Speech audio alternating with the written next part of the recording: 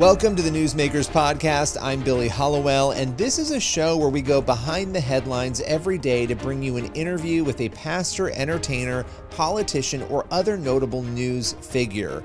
And this is a show, again, it's daily, but it's based on our weekly TV show, which is also called Newsmakers. You can watch it on the CBN News channel and also on our YouTube page.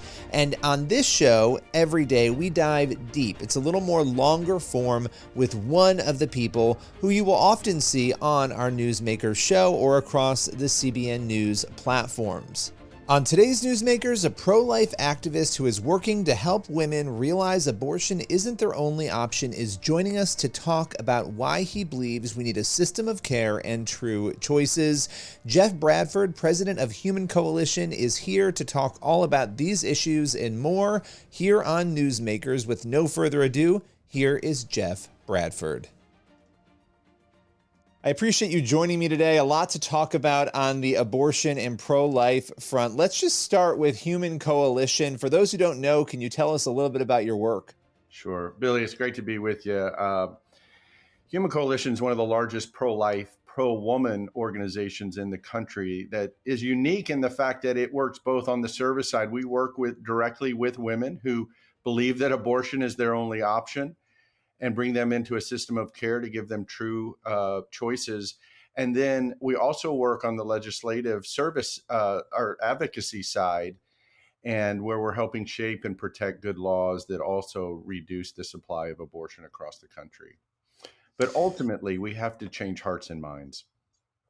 Well, yeah, let's talk about that because it's such an interesting dynamic. You know, you have the legislative side, changing legislation. You had Roe v. Wade, which was obviously overturned in a major decision with the Dobbs decision. So you have the legalities of abortion. A lot of people focus there, and that's not a bad place to focus because it does matter. But you just mentioned changing hearts and minds, and that seems to be the key to everything in life when it comes to faith, when it comes to changing perspectives.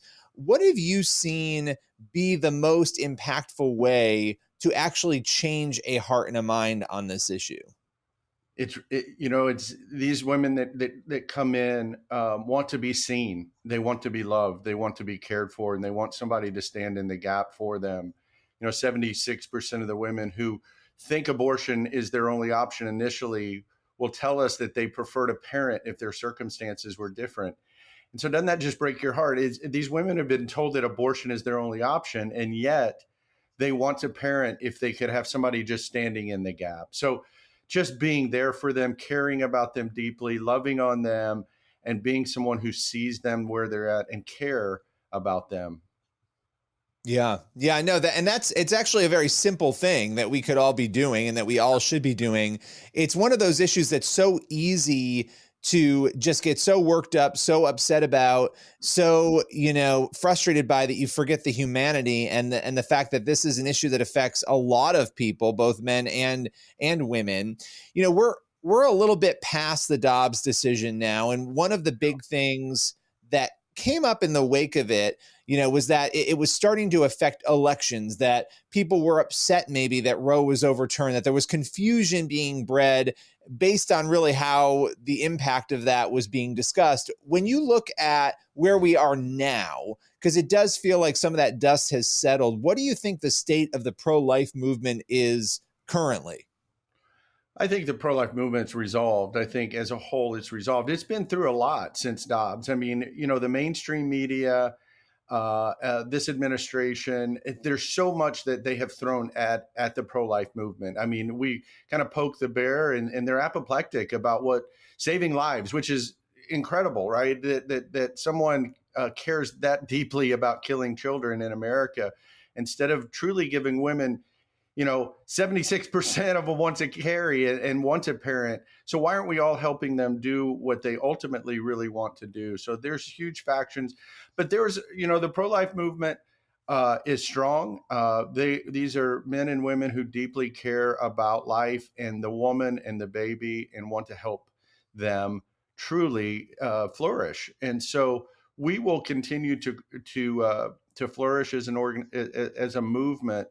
But there's a lot thrown at us, and the mainstream media is probably the biggest area because there's so many lies and misperceptions of what's really going on. I'll add this, and there's still a lot of lack of education. Even if we just did a huge survey with over 2,500 people, and even pro-life people don't understand when a heartbeat starts for a baby, when they have eyes and ears and a brain and DNA. There's a lot of education that still needs to go on. Yeah, well, and it's interesting because when you start to dig into this issue, and we see this with the Knights of Columbus, we see it with the surveys that come out, the Marist poll that just came out, and you start to ask people questions, whether they call themselves pro-life or pro-choice. And of course, this is flammable for me to even get into, but there's a lot of agreement when it comes to, hey, there should be caps on abortion. Now, of course, people will disagree over where those caps should be, 3 months, 6 months, 5 months, whatever. But it is interesting to me that the way the media covers this is though there is no overlap. There is a lot of overlap on both sides of this issue. In fact, most people would cap abortion at 3 months or even 5 months. So it's interesting to see that and to see those results. But one of the things that came out of the Marist poll involves pro-life pregnancy centers, which have been, I would say, maligned and mistreated in the media over the years. And yet the vast majority of Americans actually support pro-life pregnancy centers. What do you make of that disconnect between the media's framing and where the public stands? Yeah, it's incredible what the media does to really harm women. Ultimately, women need help, and pregnancy centers are there to stand in the gap and truly help women. And again, the media assumes that abortion is their only option, and that they don't actually want help and want to carry and become a mom. And so that assumption actually, harms women. And so pregnancy centers have done an amazing job. Of course, there's many different ones. It's not, it's ubiquitous, but 80% all have ultrasounds and help women with tangible services and wraparound services of things that these women need and want, ultimately to change their heart and mind and help them parent. Yeah, I mean, it's remarkable to see. You have organizations out there like Planned Parenthood that are doing far less to help women, obviously women who choose to keep their babies, than all of these pregnancy centers that are out there doing the amazing work that you mentioned. One of the other things on the abortion front, it's shifting pretty quickly, chemical abortion.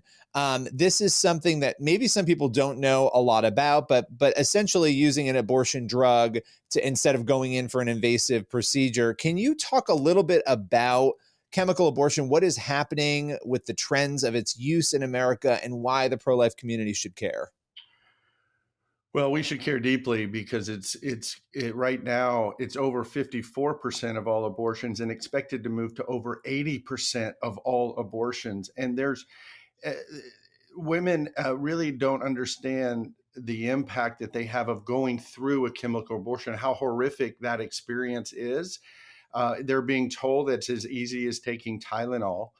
And yet we know that every time it is intended to kill a child. And we have to reach women right now. It's one of the reasons telecare is one of the things that we do across the country, that we have to reach women immediately when they're online searching for a chemical abortion, and be able to meet them right where they're at and bring them into a system of care and educate them on the realities of chemical abortion. And so it's a growing fad since really COVID. The safety mechanisms, the RIMS, were eliminated. So a woman can just get a chemical abortion pill online and get it shipped directly to her house and have an abortion by herself in her bathroom. And it's something that I think all pro-life and Americans need to be more aware of. Well, and it's also the new, fight in the Supreme Court. There's a lot going on here with how the drug was even approved in the first place. One of the drugs that's involved in this process of this chemical abortion. So there's a lot there, and I think we'll have you back to talk more about that, I'm sure, as we get closer into what happens there with the court. But how do you keep, in the job that you do, running the organization that you do, how do you keep from getting jaded and keep from too much anger? Because this is a very difficult issue, the defending of life. What keeps you grounded in that? Because it's a tough job that you have. Well, I think one, I understand the where women are at. They're in a very difficult position. They feel and believe that abortion is their only option.